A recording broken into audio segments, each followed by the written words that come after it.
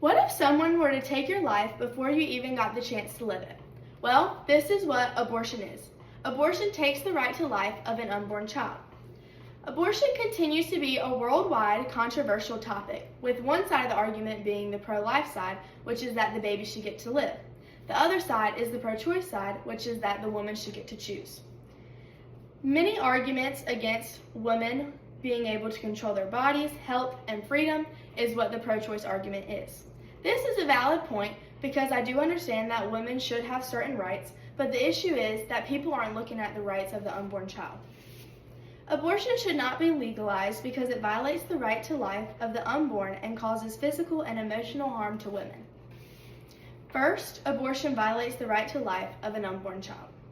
The first reason abortion should get banned is because it violates the right to life of that unborn child. How does it violate this right? Well, the unborn is given a right to life at conception, which is when life begins. Conception is also when life begins, meaning that this baby has completely separate DNA from the mother. The authors Anna Tripolo and Asim Kurjak write in their article that the embryo/fetus, although locked in the most intimate relationships, are at all times two separate people. Life is sacred and it should be protected. Gregory Roden writes in his article that unborn children are indeed persons within the language and meaning of the 14th and 5th Amendments, and there is no constitutional text explicitly holding unborn children to be or not to be persons. Society should want to protect the most vulnerable of its kind, which are unborn babies. The main question people ask is, when is a baby living? As you can see here, this is the human life cycle, and a baby is living at conception. The next visual shown is the fetal development. As you can see, right to life is very evident because of these stages of life. The right to life is a very fundamental right, and as the people, we should know that abortion is morally and ethically wrong. Here's a statistic showing the two different ways that people go when they're talking about abortion. This dark green is the pro-life argument, and then the light green is the pro-choice argument. As you can see, it is tit for tat when it goes along the scale. Next, I will discuss the physical and emotional harms that bring abortion to women. The next reason abortion should be banned is because it causes extreme physical and emotional harm to women.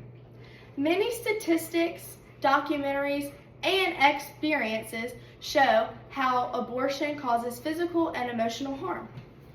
First are health risks. Infection, heavy bleeding, or injury to the reproductive organs can happen during abortion. Karima and Christopher state in their article, besides acute hemorrhage, post-abortion complications can include septic shock, perforated bladder or bowel, and a possible ectopic pregnancy.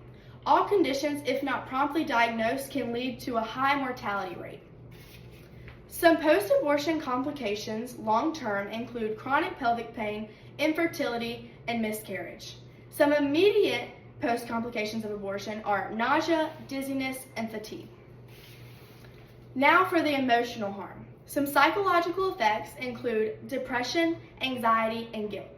Charlotte Lozier Institute writes in their report that a 2016 analysis of data from the National Longitudinal Study of Adolescent to Adult Health has shown that each exposure to abortion increases the risk of mental disorders by 23%.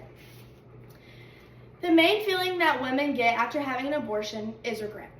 Emotional harm lasts very long after abortion, and it can damage relationships and one's mental health.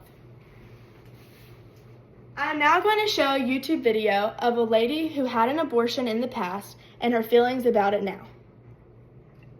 That the baby that I had aborted years previously was that exact same gestational age, and all of these facts that I didn't know about their development just broke my heart. And I was in despair for years. I struggled with alcoholism. I struggled with thoughts of suicide. I struggled in just about every way that a person can feel shame and grief. As you can see, She felt a lot of regret after having her abortion. To summarize everything I just set up, babies should have their right to life because they are a living child, and abortion causes extreme emotional and physical distress on women. Unborn babies have rights too, and we need to remember that. And women go through extreme measures just to get rid of a baby when there's other options such as adoption, where there's family out there that want a baby that can't have some. So people should take this into consideration before having an abortion. As fellow human beings, we should also want to protect the most vulnerable of our species, which are unborn babies. If everyone out of the womb has the right to life, then what makes a living fetus inside of the womb not have this right?